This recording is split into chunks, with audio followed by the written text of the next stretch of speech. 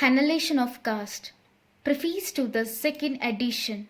Speech prepared by Dr. B R Ambedkar for the 1936 annual conference of the Janpat Todak Mandal of Lahore, but not delivered.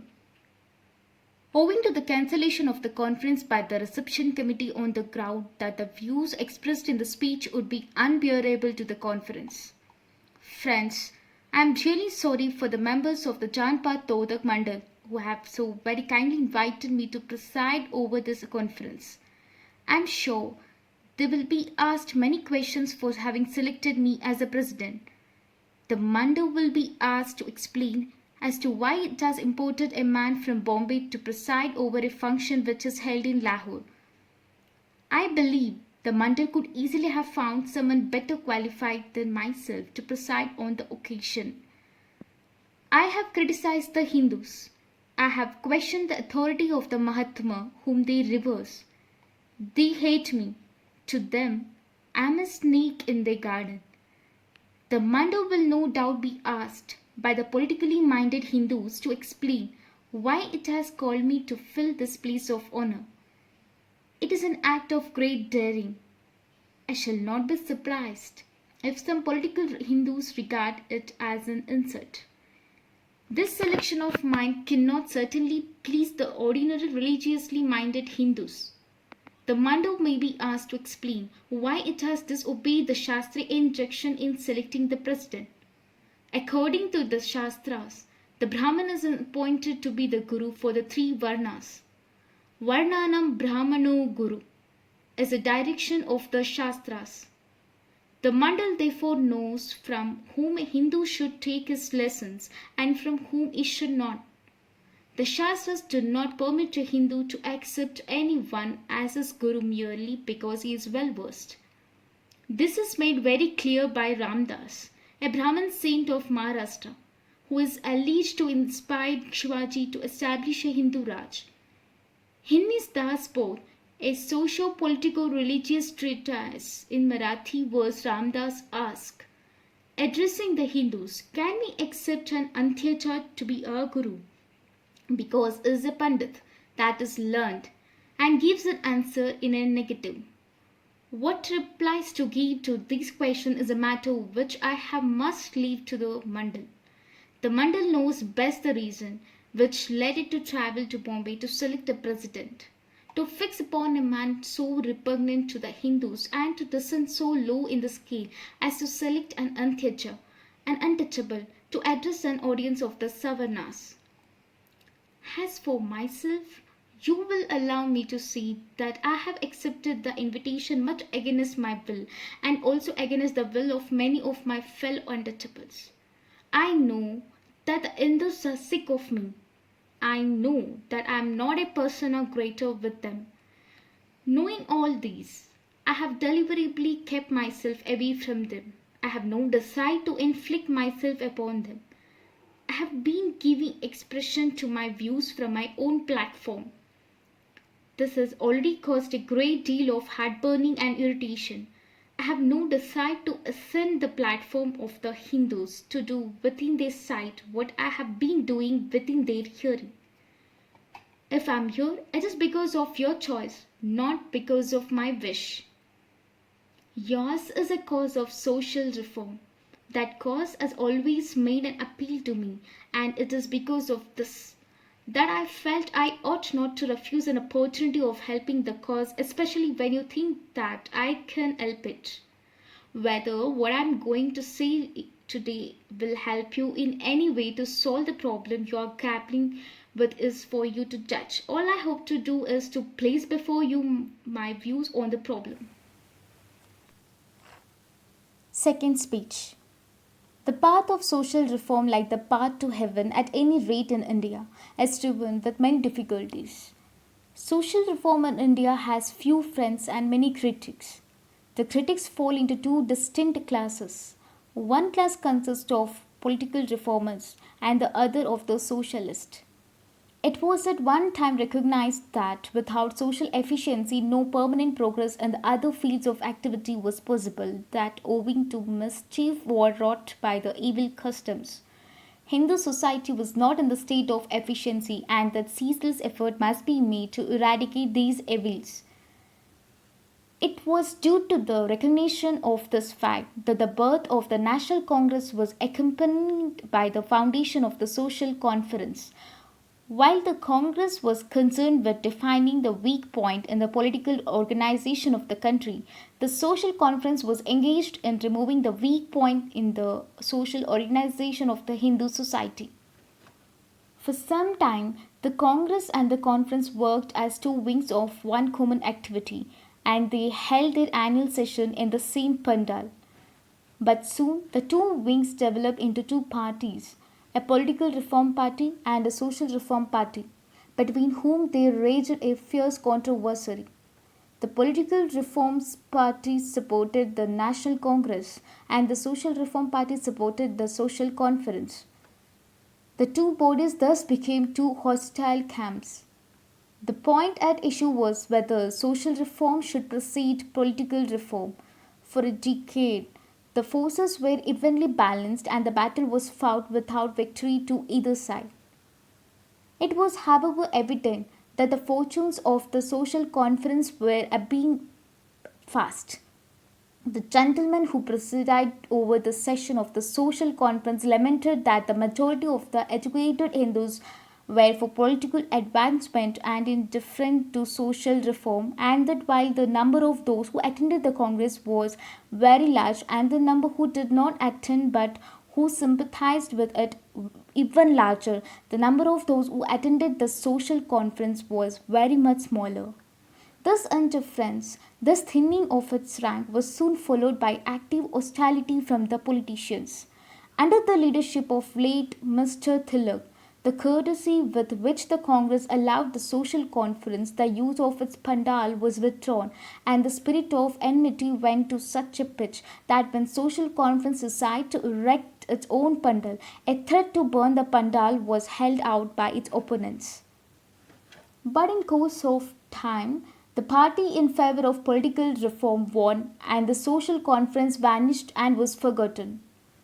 The speech delivered by Mr. W.C. Banerjee in 1892 at Allahabad as president of the 8th session of the conference sounds like a funeral oration at the death of the social conference and is so typical of the Congress attitude that I venture to quote from it this extract. Mr. Banerjee said, I for one have no patience with those who saw we shall not to be fit for political reform until we reform our social system.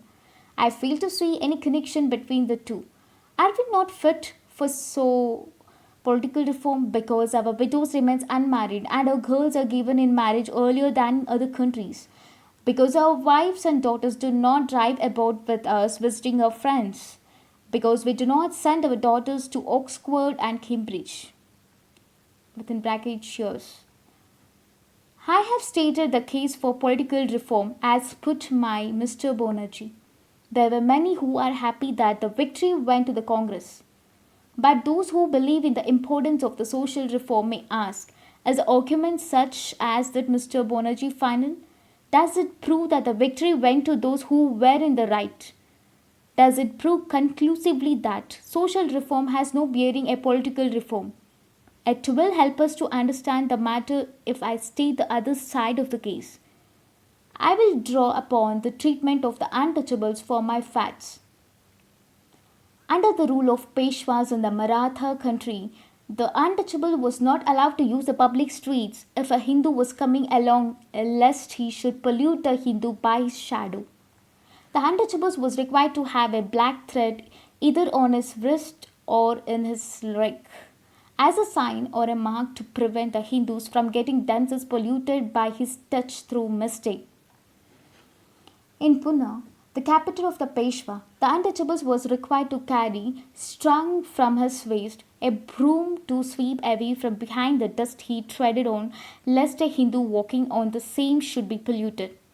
In Pune, the untouchable was required to carry a earthen pot hung in his neck wherever he went, for holding a split lest his split falling on earth should pollute a Hindu who might unknowingly happen to tread on it. Let me take more recent facts. the tyranny practiced by the Hindus upon the Baileys, an untouchable community in central India, will serve my purpose. You will find a report of this in the Times of India of 4th Jan 1928. The corresponding of the Times of India reported that high caste Hindus, namely Kolatas, Rajputs, and Brahmins, including the Patels and Patwaris of villages of Kanaria, Bacholi Hapsi, Bacholi Mardana, and of about 15 other villages in the Indo districts of the Indo state, informed the values of their respective villages that they wish to live among them, they must conform to the following rules. Number 1. Balais must not wear gold race bordered pagaris. Number 2. They must not wear dhotis with colored or fancy borders. Number 3. They must convey intimation of the death of any Hindu to relative of the deceased, no matter how far away these relatives may be living. Number 4. In all Hindu marriages, Balais must play music before the procession and during the marriages. 5. Balai women must not wear gold or silver ornaments. They must not wear fancy gowns or jackets. 6. Balai women must attend all cases of confinement of Hindu women. 7. Balai must render services without demanding remuneration and must accept whatever a Hindu is pleased to give. 8. If the Balai do not agree to abide by these terms, they must clear out of the villages. The Balai refused to accompany and the Hindu element proceeded against them. Balai were not allowed to get water from the village wells. They were not allowed to let go their cattle to graze. Balais were prohibited from passing through land owned by a Hindu, so that if the field of the Balai was surrounded by fields owned by Hindu, the Balai could not have access to his own field. The Hindus also let their cattle graze down the fields of Balai. The Balai submitted petition to the Darbar against these persecution, but as they could get no timely relief and the oppression continued, hundreds of Balais with their wives and children were obliged to abandon their homes in which their ancestors lived for generations and to migrate to adjoining states, namely to villages in Dhar, Devas, Bagli, Bhopal, Gwalior and other states. What happened to them in their new homes may for the present be left out of our consideration. The incident at Kavita in Gujarat happened only last year.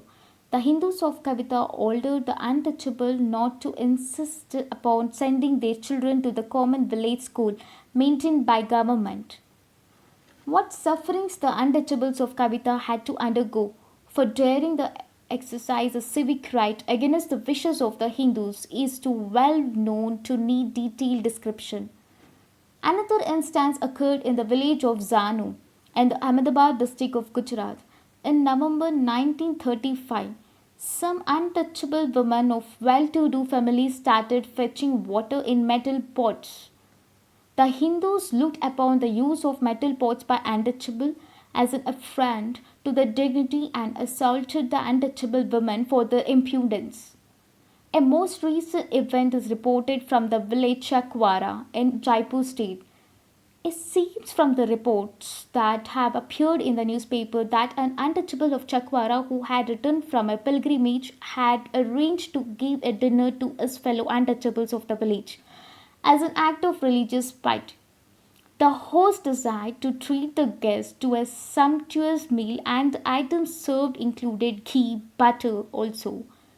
But while the assembly of untouchables was engaged in partaking of food, the Hindus in their 100, armed with lathis, rushed to the scene, despoiled the food and delivered the untouchables who left the food they were served with and ran away from their lives. And why was this murderous assault committed on defenseless untouchables? The reason given is that the untouchable host was impudent enough to serve ghee, and his untouchable guests were foolish enough to taste it.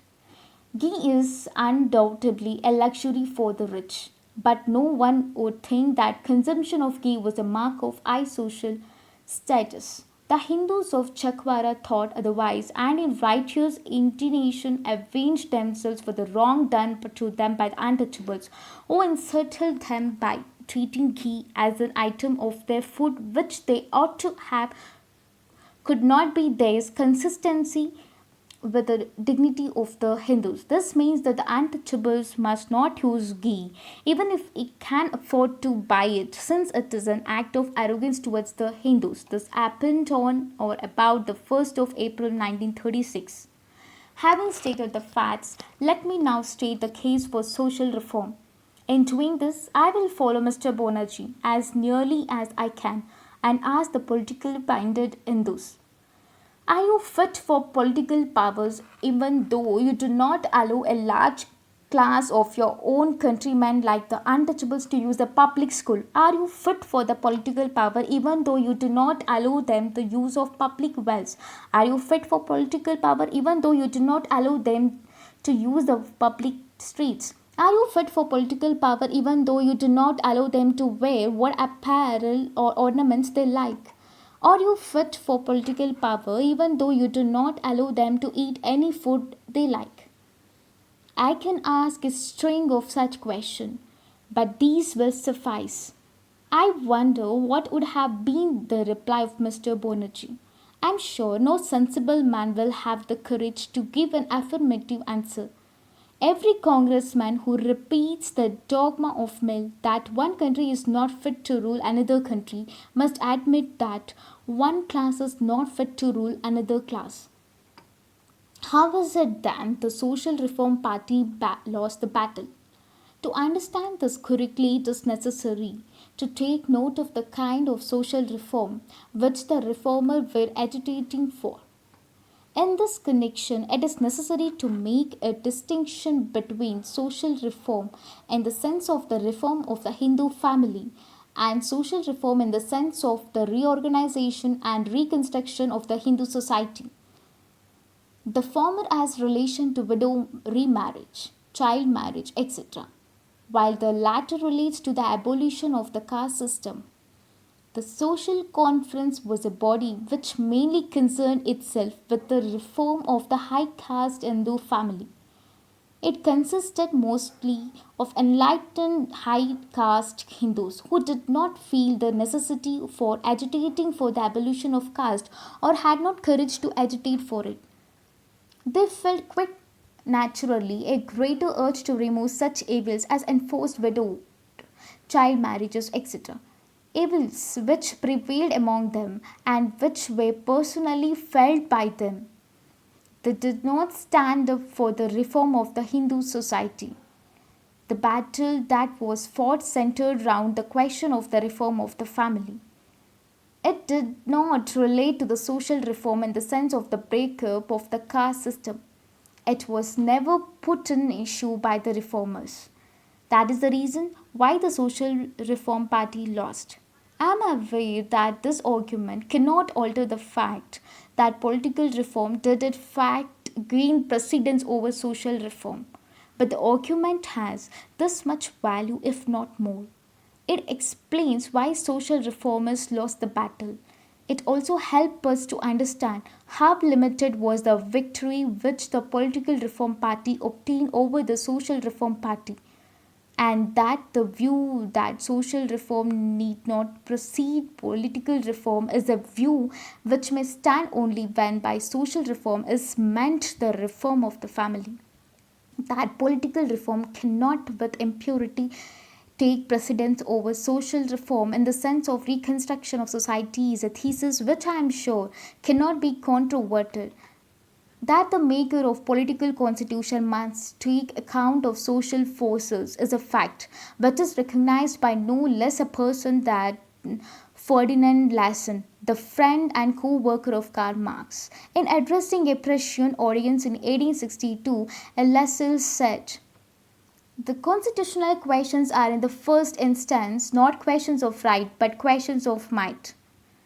The actual constitution of a country has its existence only in the actual condition of force which exists in the country. Hence, political constitutions have value and permanence only when they accurately express those conditions of forces which exist in practice within a society." But it is not necessary to go to Prussia. There is evidence at home. What is the significance of the communal award with its allocation of political power in defined proportion to diverse classes and communities? In my view, its significance lies in this that political constitution must take note on social organization. It shows that the politician who denied that the social problem in India had any bearing on the political problem were forced to reckon with the social problem in devising the constitution. The communal award is so to say the nemesis following upon the indifference and neglect of social reform. It is a victory for the Social Reform Party, which shows that though defeated, they were in the right in insisting upon the importance of social reform. Many, I know, will not accept this finding. The view is correct, and it is pleasant to believe in it, that the communal award is unnatural and that it is the result of an unholy alliance between the minorities and the bureaucracy. I do not wish to rely on the communal award as a piece of evidence to support my contention if it is said that it is not good evidence. Let us turn to Ireland. What is the history of Irish Home Rule shows? It is well known that in the course of the negotiation between the representatives of Ulster and Southern Ireland, Mr. Redmer, the representative of Southern Ireland, in order to bring Ulster in a Home Rule constitution common to the whole of Ireland, said to the representative of Ulster, "Ask any political safeguards you like and you shall have them." What was the reply that Ulsterman gave? The reply was, "Damn your safeguard. We don't want to be ruled by you on any terms." People who blame the minorities in India ought to consider what would have happened to the political aspirations of the majority if the minorities had taken the attitude which Ulster took. Judged by the attitude of Ulster to Irish Home Rule, it is nothing that the minorities agreed to be ruled by the majority, which has not shown much sense of statesmanship, provided some safeguards were devised for them. But it is only incidental. The main question is, why did Ulster take this attitude? The only answer I can give is that there was a social problem between Ulster and Southern Ireland. The problem between Catholics and Protestants, essentially a problem of caste.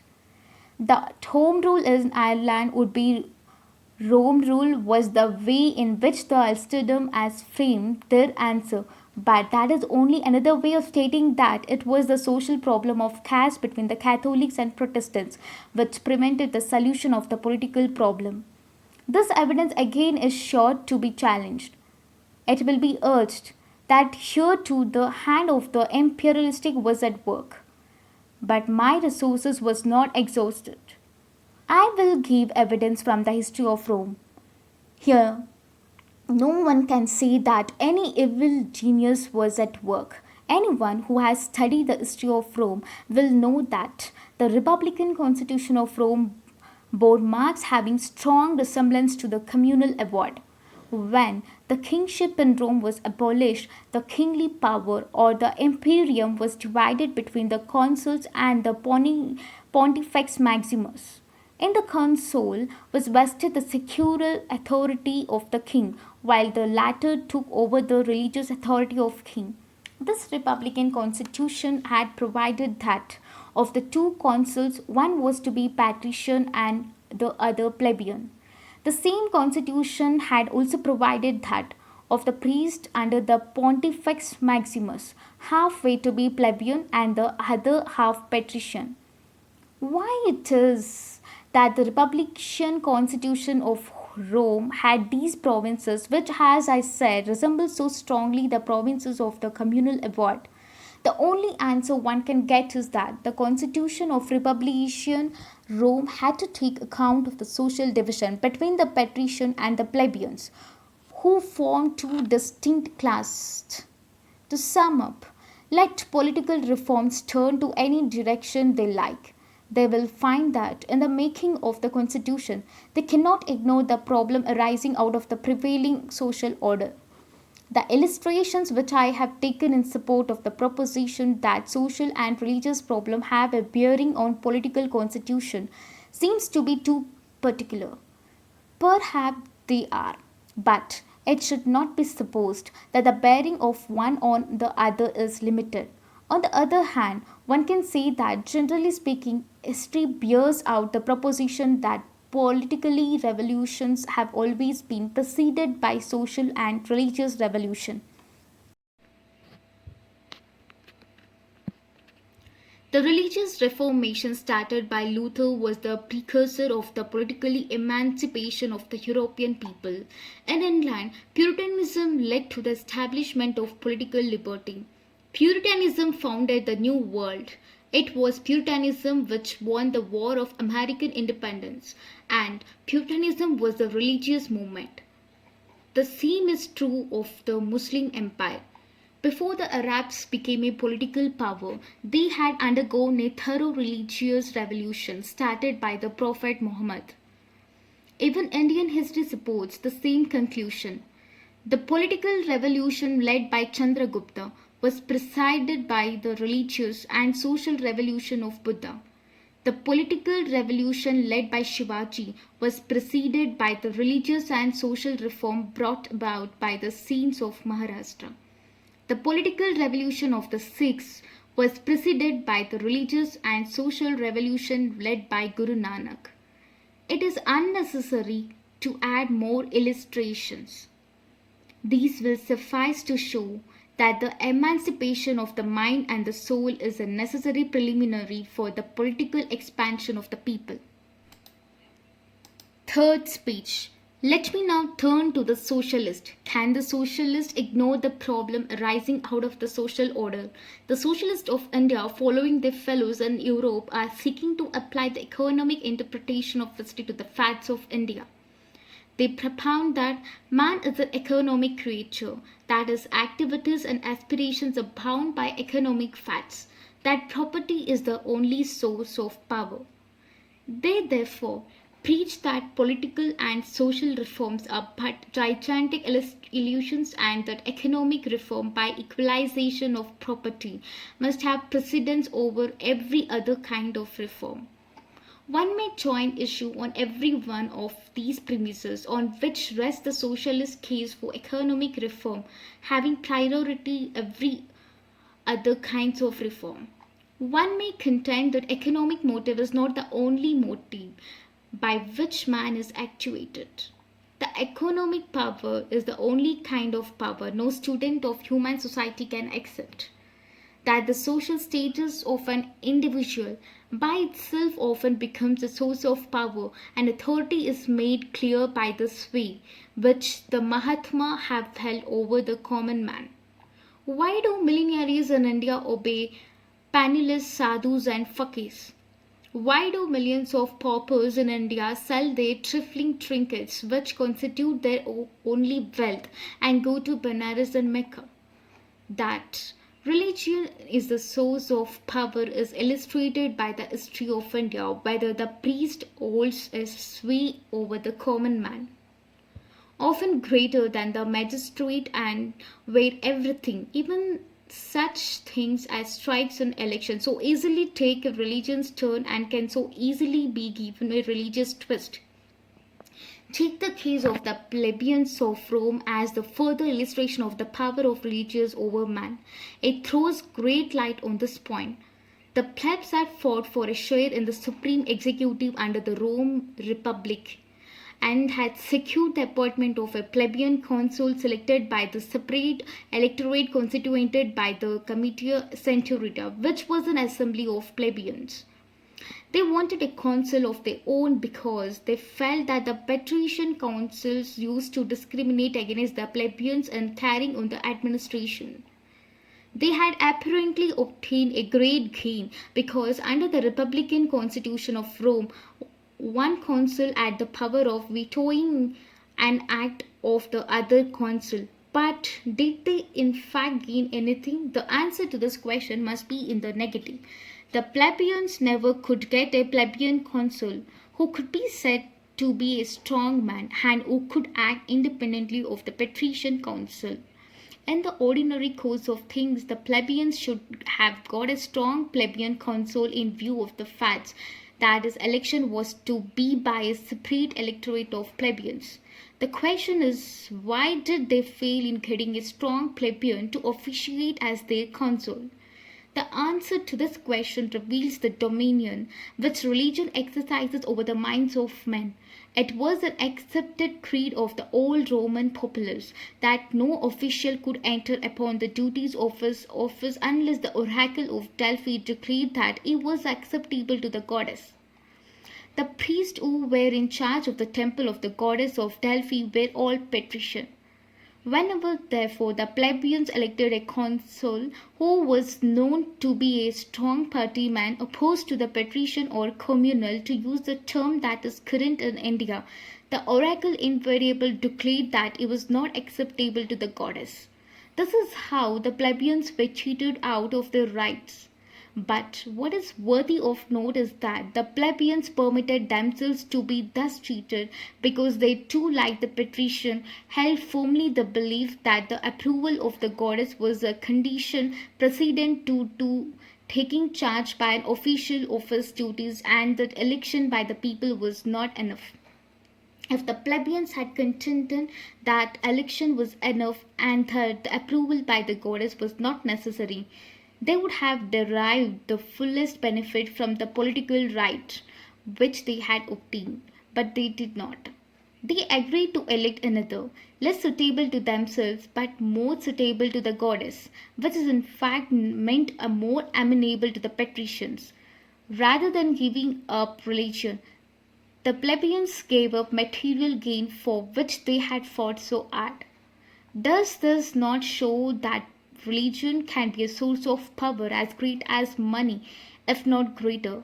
The fallacy of the socialist lies in supposing that because in the present stage of European society property as the source of power is predominant, that the same is true of India, or that the same was true of Europe in the past. Religion, social status, and property are all sources of power and authority which one man has to control the liberty of another. One is predominant at one stage, the other is predominant at another stage. That is the only difference. If liberty is the ideal, if liberty means the destruction of the dominion which one man holds over another, then obviously it cannot be insisted upon that economic reform must be the one kind of reform worthy of pursuit if the source of power and dominion is at any given time or in any given society social and religious, then social reform and religious reform must be accepted as the necessary sort of reform.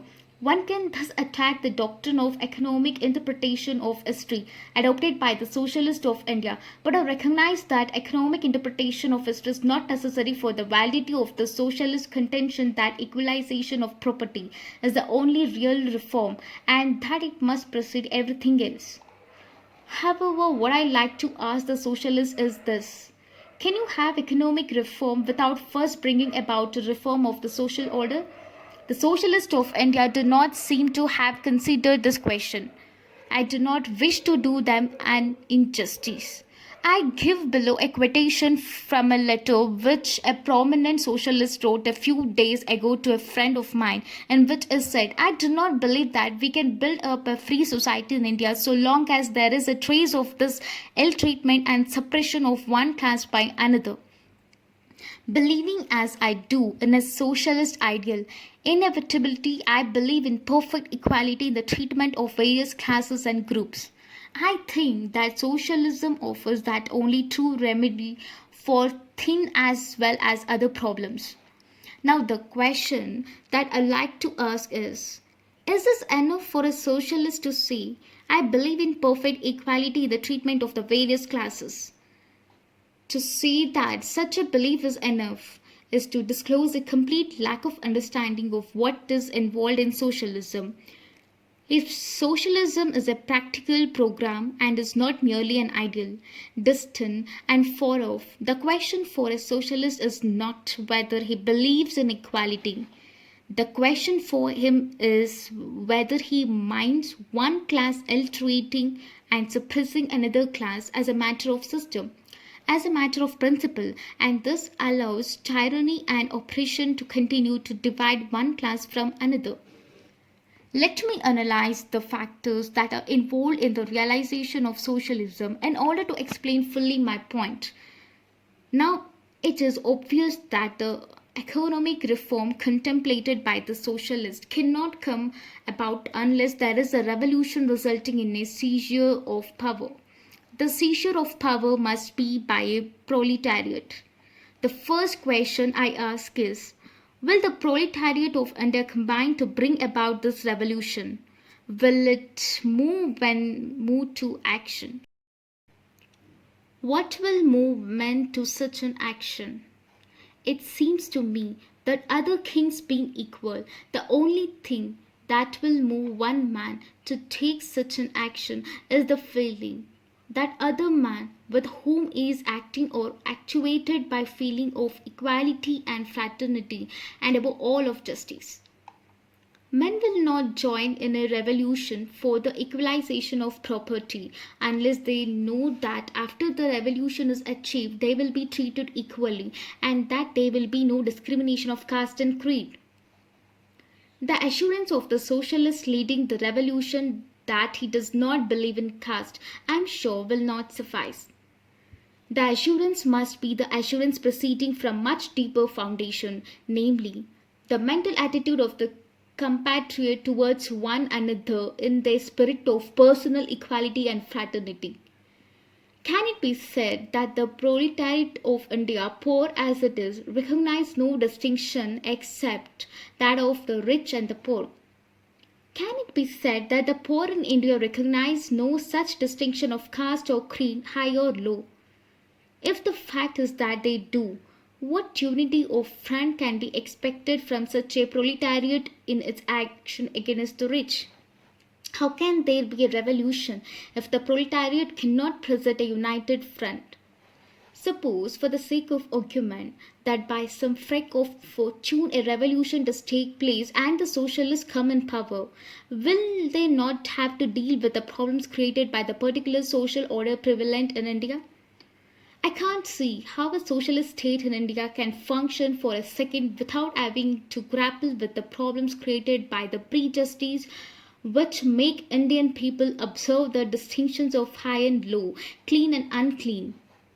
If socialists are not to be content with the mouthing of fine phrases, if the socialists wish to make socialism a definite reality, then they must recognize that the problem of the social reform is fundamental and that for them there is no escape from it. That the social order prevalent in India is a matter which a socialist must deal with. That unless he does so, he cannot achieve its revolution, and that if he does achieve it as a result of good fortune, he will have to grapple with if he wishes to realize his ideal as a proposition which in my opinion is inconvertible. He will be compelled to take account of caste after revolution. If it does not take account of it before revolution, this is only another way of saying that. Turn in any direction you like. Caste is the monster that crosses your path. You cannot have political reform, you cannot have economic reform unless you kill the monster. Fourth speech. It is a pity that caste event today as its defenders. The defenses are many. It is defended on the ground that the caste system is but another name of division of labor, and if division of labor is a necessary feature of every civilized society, then it is argued that there is nothing wrong in the caste system. Now, the first thing is to be urged against this view is that caste system is not merely division of labor. It is also a division of laborers. Civilized society undoubtedly needs division of labor, but in no civilized society is division of labor accompanied by this unnatural division of laborers into watertight compartments. Caste system is not merely a division of laborers, which is quite different from division of labor. It is an hierarchy in which the divisions of laborers are graded one above the other.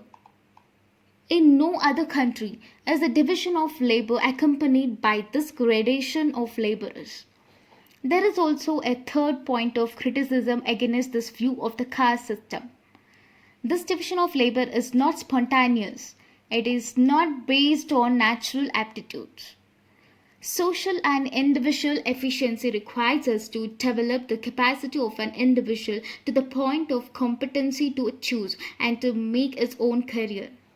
This principle is violated in the caste system insofar as it involves an attempt to appoint tasks to individuals in advance, selected not on the basis of trained original capacities, but on that of the social status of the parents. Looked at from another point of view, this stratification of occupations, which is a result of the caste system, is positively pernicious. Industry is never static. It undergoes rapid and abrupt changes. With such changes, an individual must be free to change its occupation. Without such freedom to adjust himself to changing circumstances, it would be impossible for him to gain his livelihood. Now, the caste system will not allow Hindu to take to occupations where they are wanted if they do not belong to them by heredity. If a Hindu is seen to starve rather than take to new occupations not assigned to his caste, the reason is to be found in the caste system. By not permitting readjustment of occupation, caste becomes a direct cause of much of the unemployment we see in the country. As a form of division of labor, the caste system suffers from another serious defect. The division of labor brought about by the caste system is not division based on choice. Individual sentiment, individual preference has no place in it. It is based on the dogma of predestination.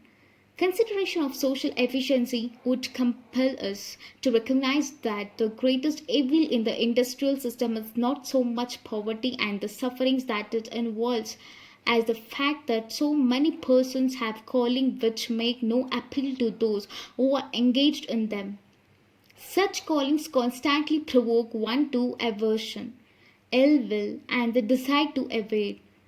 There are many occupations in India which, on account of the fact that they are regarded as degraded by the Hindus, provoke those who are engaged in them to aversion. There is a constant desire to evade and escape from such occupations which arise solely because of the blighting effect which they produce upon those who follow them, owing to the slight and stigma cast upon them by the Hindu religion. What efficiency can there be in a system under which neither men's heart nor their minds are in their work? As an economic organization, caste is therefore a harmful institution, inasmuch as it involves the subordination of man's natural power and inclinations to the exigencies of social rules. Fifth speech.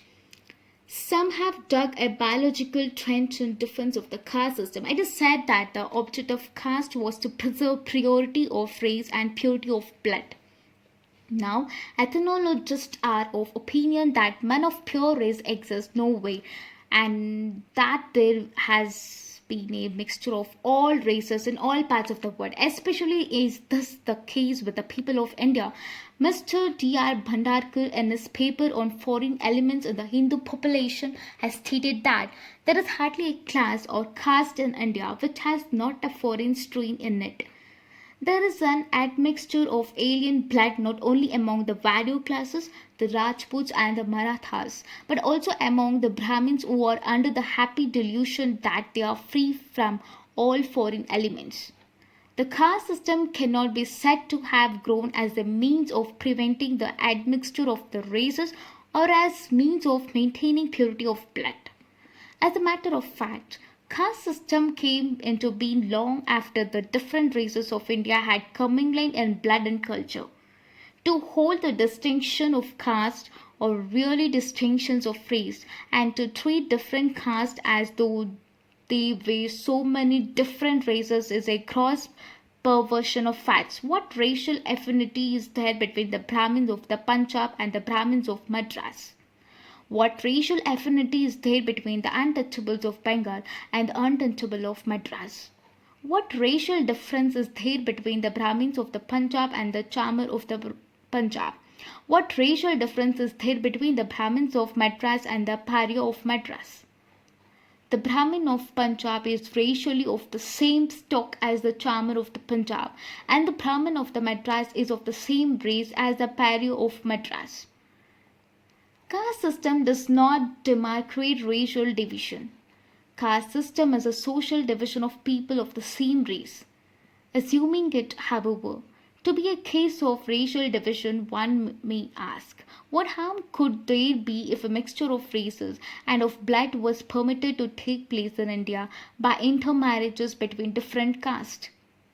Men are no doubt divided from animals by so deep a distinction that science recognizes men and animal as two distinct species.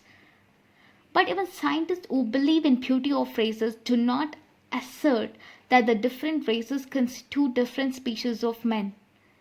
They are only varieties of one and the same species. As such, they can interbreed and produce a offspring which is capable of breeding and which is not sterile. An immense lot of nonsense is talked about heredity and eugenicity in defense of the caste system. Few would object to the caste system if it was in accord with the basic principle of eugenicity, because few can object to the improvement of the race by judicious nothing.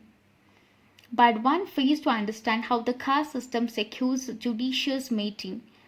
Caste system is a negative thing. It merely prohibits persons belonging to different castes from intermarrying.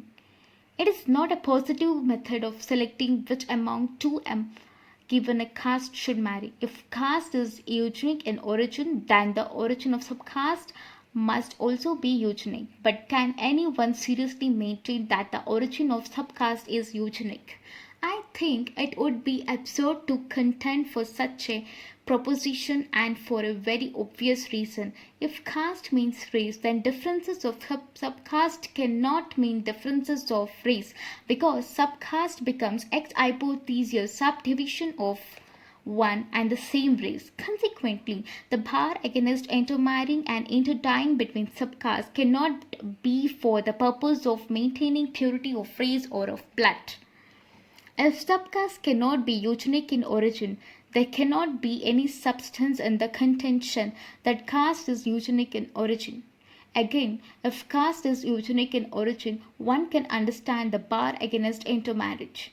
But what is the purpose of the interdict placed on interdining between caste and subcaste alike?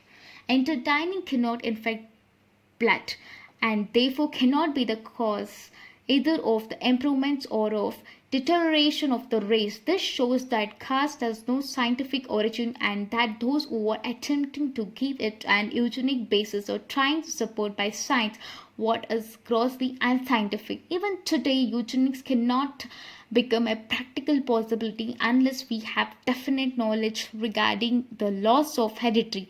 Professor Batson, in his Mendel's principle of heredity, says there is nothing in the descent of the higher mental qualities to suggest that they follow any single system of transmission. It is likely that both they and the more marked developments of physical powers result rather from the coincidence of numerous factors than from the possession of any one genetic element. To argue that the caste system was eugenic in its conception is to contribute to the forefather of the present day Hindus a knowledge of heredity even the modern scientists do not possess. A tree should be judged by the fruits it yields. If caste is eugenic, what sort of the race of men it should have produced? Physically speaking, the Hindus are a C3 people. They are a race of pygmies and dwarfs, stunted in stature and wanting in stamina. It is a nation 9/10 of which is declared to be unfit for military services. This shows that the caste system does not embody the eugenic of modern scientists. It is a social system which embodies the arrogance and selfishness of a preserved section of the Hindus, who were superior enough in social status to set it in a fashion, and who had authority to force it on their inferior. Sixth speech. Caste does not result in economic efficiency. Caste cannot and has not improved the race. Caste is, however, done one thing. It has completely disorganized and demoralized the Hindus. The first and foremost thing that must be recognized is that Hindu society is a myth. The name Hindu itself a foreign name. It was given by Mohammedans to the natives for the purpose of distinguishing themselves. It does not occur in any Sanskrit work prior to the Mohammedan invasion. They did not feel the necessity of the common name because they had no conception of they having constituted a community. Hindu society as such does not exist. It is only a collection of castes. Each caste is conscious of its existence. Its survival is the be all and end all of its existence. Castes do not even form a federation. A caste has no feeling that is affiliated to other castes except when there is a Hindu-Muslim right. On all other occasions, each caste endeavors to segregate itself and to distinguish itself from other castes. Each caste not only dies among itself and marries among itself, but each caste prescribes its own distinctive dress. What other explanation can there be of the innumerable styles of dress worn by the men and women of India, which so amuse the tourist? Indeed, the ideal Hindu must be like a rat living in his own hole, refusing to have any contact with others. There is an utter lack among the Hindus of what the sociologists call consciousness of kind. There is no Hindu consciousness of kind. In every Hindu, the consciousness that exists is a consciousness of his caste. That is the reason why Hindus cannot be said to form a society or a nation. There are, however, many Indians whose patriotism does not permit them to admit that Indians are not a nation, that they are only an amorphous mass of people. They have insisted that underlying the apparent diversity, there is a fundamental unity which marks the life of the Hindus is in as much as there is a similarity of habits and customs, beliefs and thoughts, which obtain all over the continent of India. Similarity in habits and customs, beliefs and thoughts there is, but one cannot accept the conclusion that therefore the Hindus constitute a society. To do so is to misunderstand their essential which go to make up a society. Men do not become a society by living in physical proximity and any more than a man ceases to be a member of a society by living so many miles away from other men. Secondly, similarity in habits and customs, beliefs and thoughts is not enough to constitute men into society. Things may be passed physically from one to another like bricks.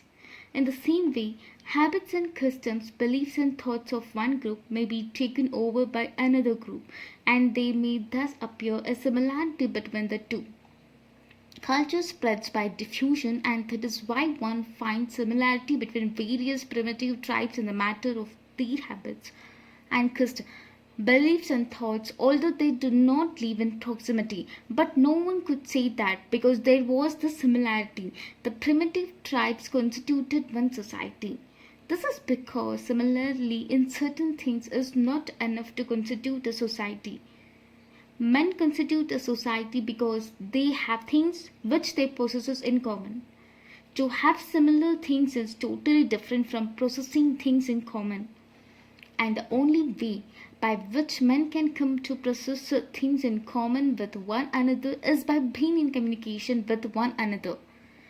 This is merely another way of saying that society continues to exist by communication, indeed in communication. To make it concrete, it is not enough if men act in a way which agrees with the acts of others. Parallel activity, even if similar, is not sufficient to bind men into a society. This is proved by the fact that the festival observed by the different castes among the Hindus are the same. Yet these parallel performances of similar festivals by the different castes have not bound them into one integral whole. For the purpose, What is necessary is for a man to share and participate in a common activity so that the same emotions are aroused in him that animate the others, making the individual a sharer or partner in the associated activity so that he feels its success as his success, its failure as its failure is the real thing that binds men and makes a society of them. The caste system prevents common activity, and by preventing common activity, it has prevented the Hindus from becoming a society with a unified life and a consciousness of its own being. Seventh speech. The Hindus often complain of the isolation and exclusiveness of a gang or a clique and blame them for antisocial spirit. But they conveniently forget that this antisocial spirit is a worst feature of their own caste system. One caste enjoys singing a hymn of hate against another caste as much as a German did in singing their hymn of hate against the English during the last war. The literature of the Hindus is full of caste genealogies in which an attempt is made to give an noble origin to one caste and an ignoble origin to other caste. The Shayatri Khand is a notorious instance of this class of literature. This antisocial spirit is not confined to caste alone. It has gone deeper and has poisoned the mutual relations of the subcaste as well. In my province, the Golak Brahmins, Doric Brahmins, Karada Brahmins, Falshe Brahmins, and Chitpavan Brahmins all claim to be subdivision of the Brahmin caste, but the antisocial spirit that prevails between them is quite as marked and quite as virulent as the antisocial spirit that prevails between them and other non-Brahmin caste. There is nothing strange in this. An antisocial spirit is found wherever one group was interest of its own which shut it out from full interaction with other group. So its prevailing purpose is protection of what it has got. This antisocial spirit, this spirit of protecting its own interest, is as much as marked feature of the different caste in their isolation from one another as it is of nation in their isolation.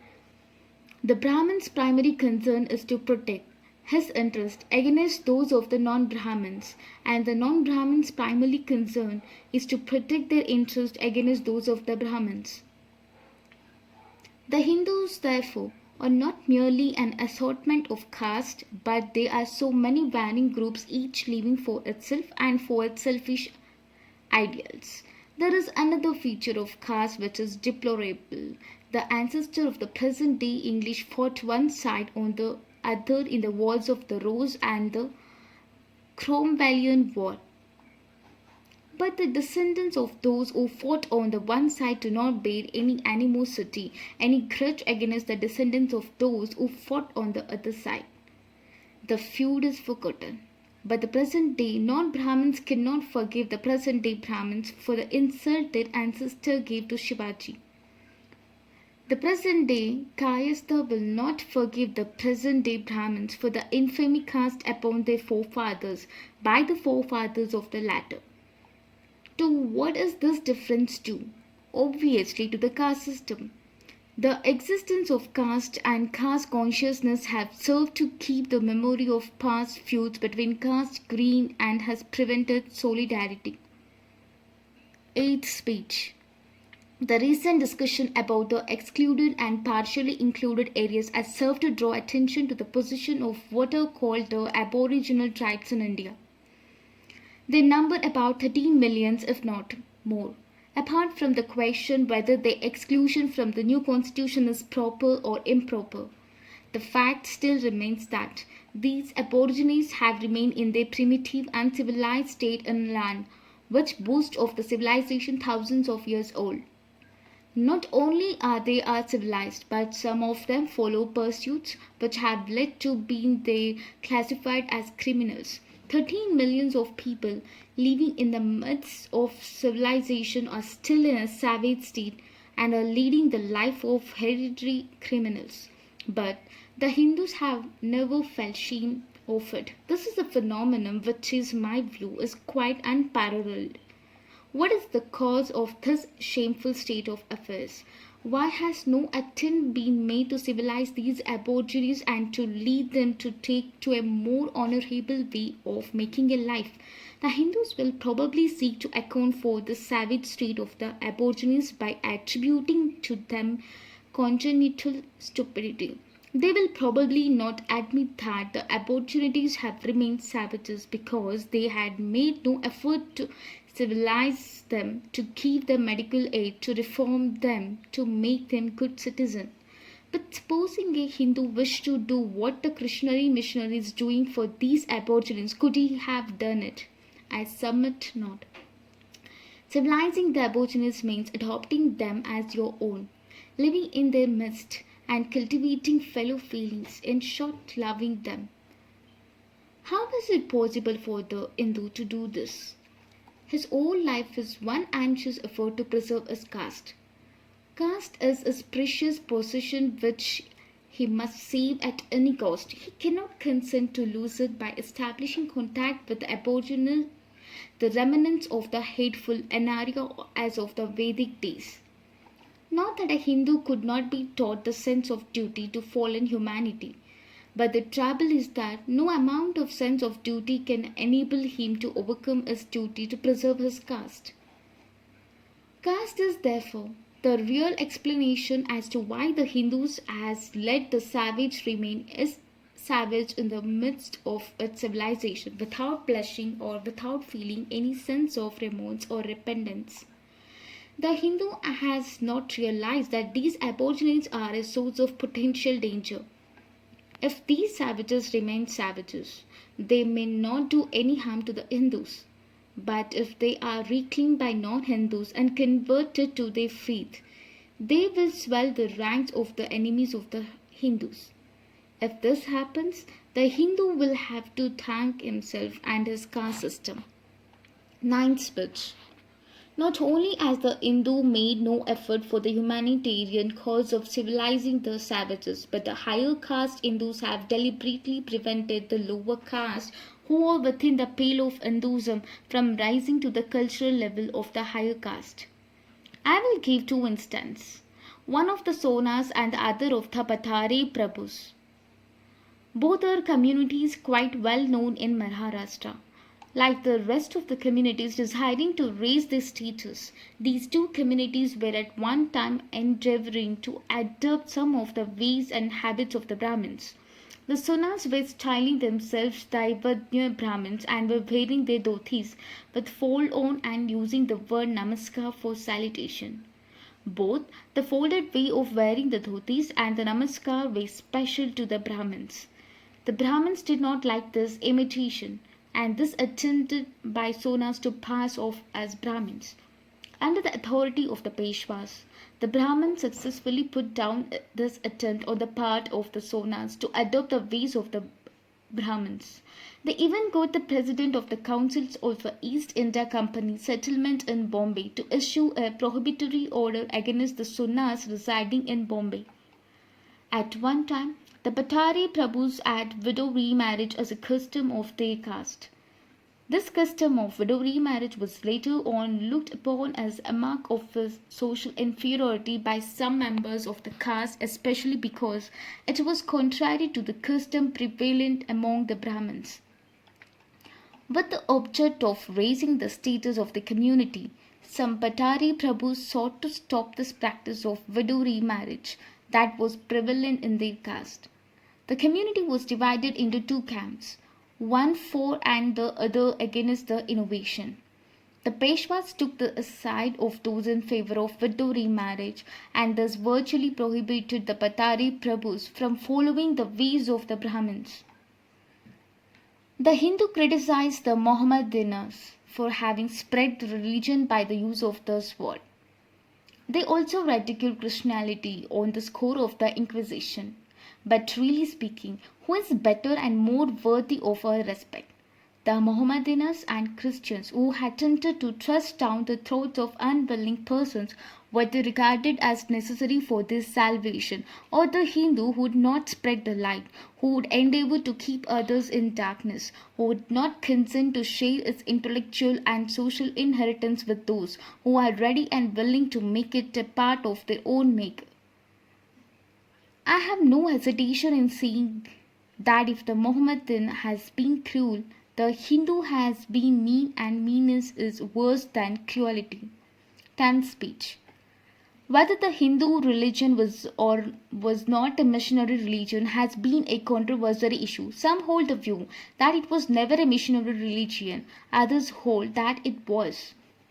That the Hindu religion was once a missionary religion must be admitted.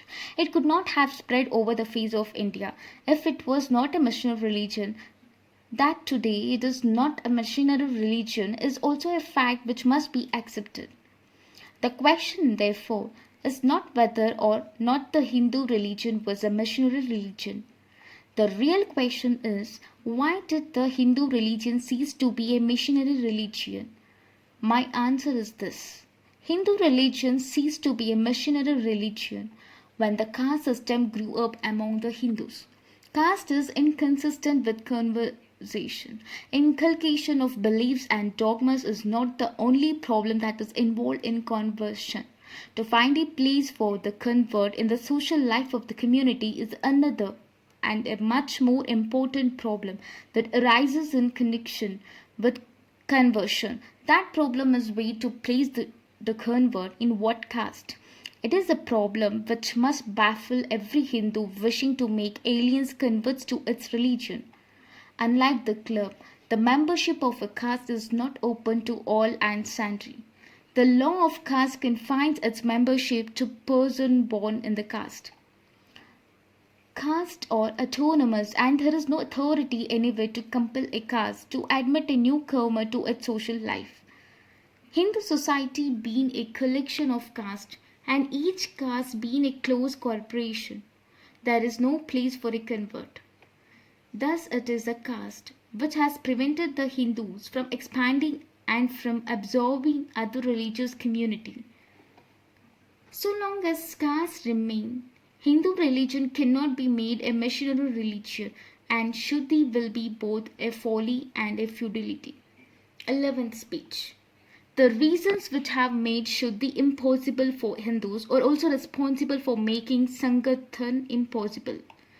The idea underlying Sangalan is to remove from the mind of the Hindus that timidity and cowardice which so painfully make him off from the Mohammedan and the Sikh, which have led him to adopt the low ways of treachery and cunning for protecting himself. The question naturally arises, from where does the Sikh or the Mohammedan derive a strength which makes him brave and fearless?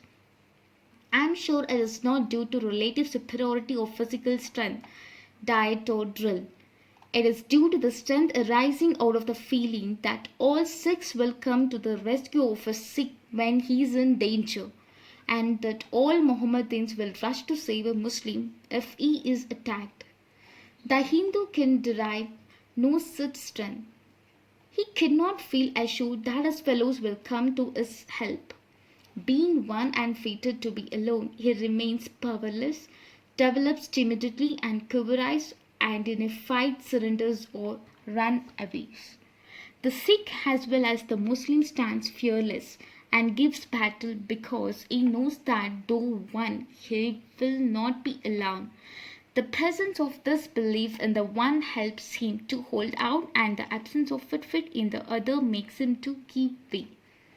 If you pursue this matter further and ask what is it that enables the Sikh and the Mohammedan to feel so assured, and why is the Hindu filled with such despite in the matter of help and assistance, you will find that the reason for its difference lie in the difference in the associated mode of living. The associated mode of life practiced by the Sikhs and the Mohammedans produces fellow feeling. The associated mode of life of the Hindus does not. Among Sikh and Muslims, there is a social cement which makes them bhais.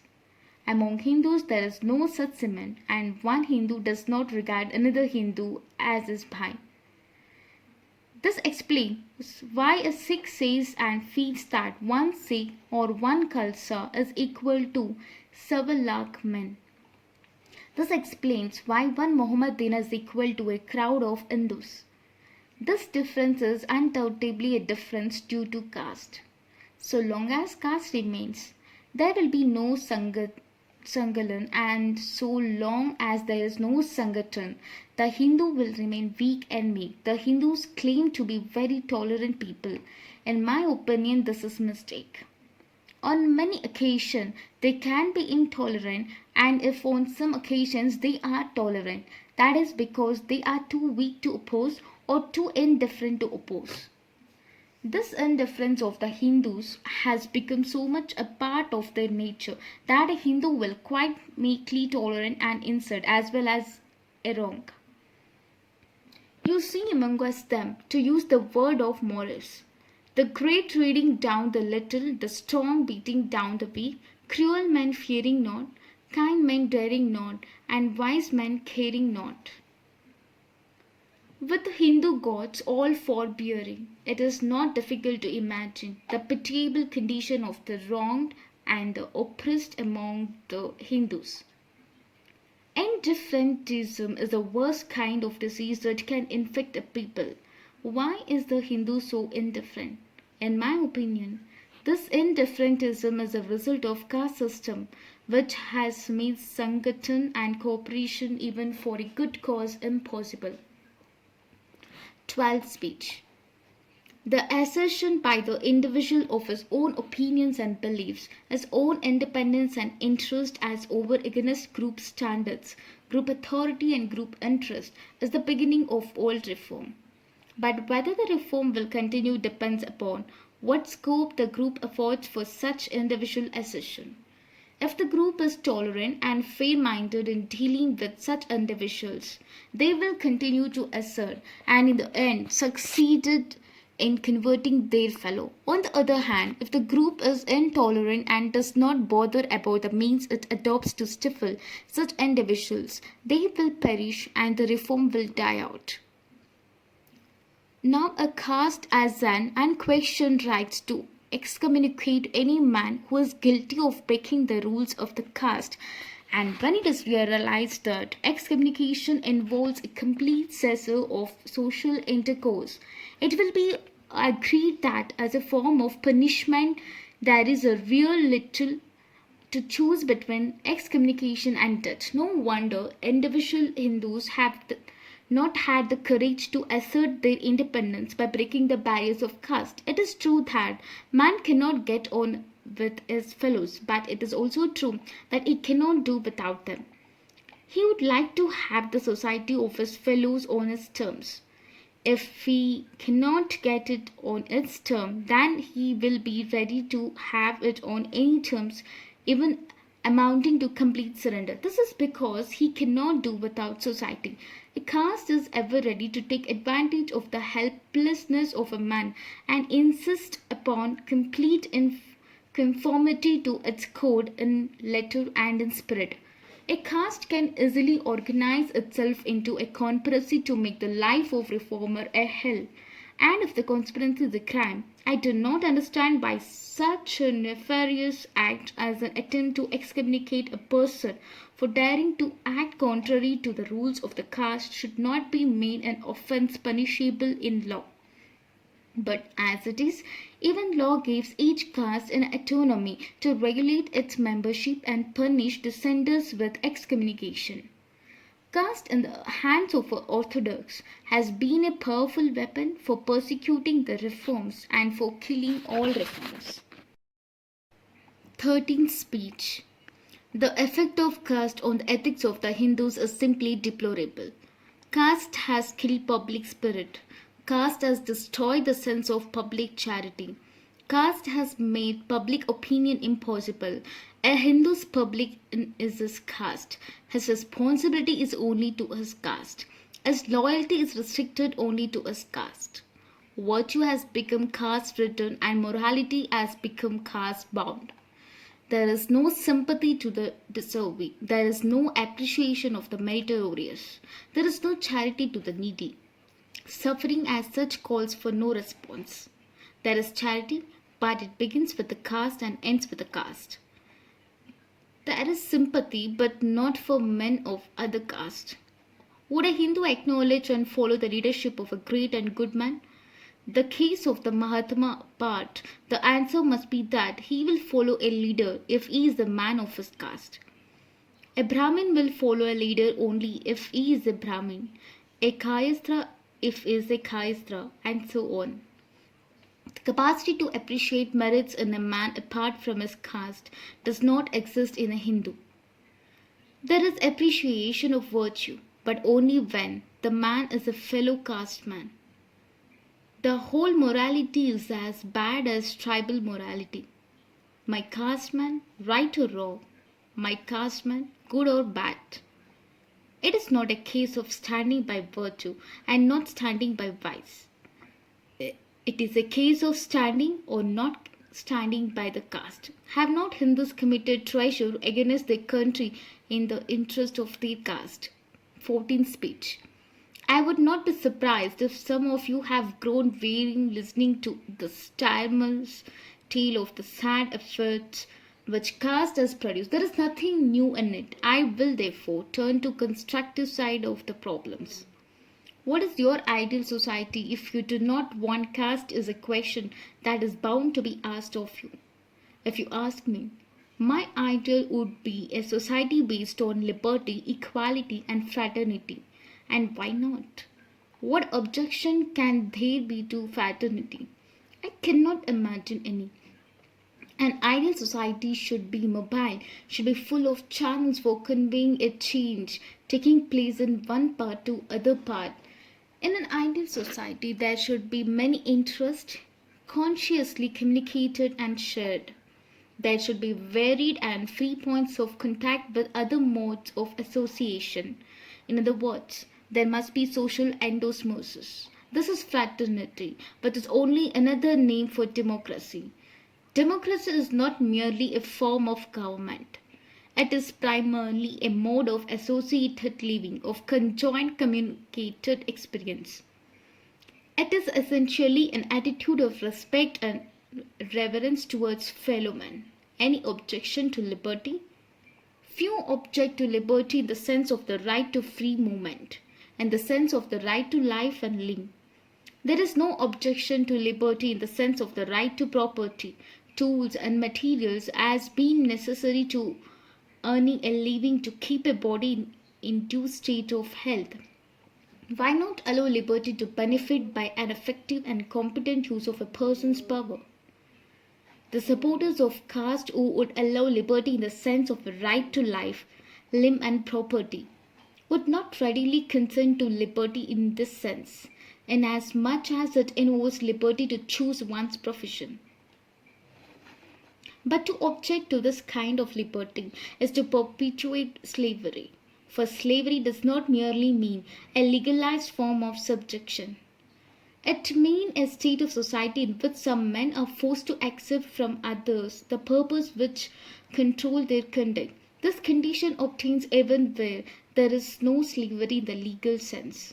It is found where, as in the caste system, some persons are compelled to carry on certain prescribed callings which are not of their choice. Any objection to equality? This has obviously been the most contentious part of the slogan of the French Revolution. The objections to equality may be sound, and one may have to admit that all men are not equal. But what of that? Equality may be a fiction, but nonetheless one must accept it as the governing principle. A man's power is dependent upon number 1 physical heredity, number 2 social inheritance or endowment in the form of parental care, education, accumulation of scientific knowledge, and everything which enables him to be more efficient than the savage, and finally number 3 on his own efforts. In all these 3 respects, men are undoubtedly unequal. But the question is, shall we treat them as unequal because they are unequal? This is a question which the opponents of equality must answer. From the standpoint of the individualist, It may be just to treat men unequally, so far as the efforts are unequal. It may be desirable to give as much incentive as possible to the full development of everyone's powers. But what would happen if men were treated unequally as they are in the first two respects? It is obvious that those individuals also in whose favor there is birth, education, family, name, business connections, and inherited wealth would be selected in the race. But selection under such circumstances would not be a selection of a table. It would be the selection of privileged. The reason, therefore, which forces that in the third respect we should treat men unequally demands that in the first two respects we should treat men as equally as possible. On the other hand, it can be urged that if it is good for the social body to get the most out of its members, it can get most out of them only by making them equal as far as possible at the very start of the race. That is one reason why we cannot escape equality. But there is another reason why we must accept equality. A statesman is concerned with vast numbers of people.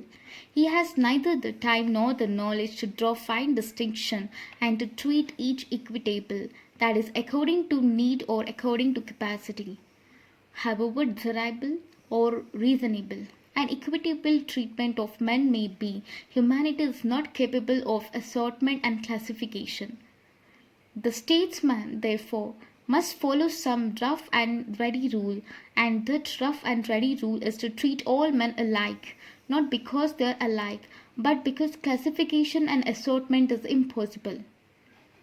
The doctrine of equality is glaringly fallacious, but taking all in all, it is the only way a statesman can proceed in politics, which is a severely practicable affair and which demands a severely practical test.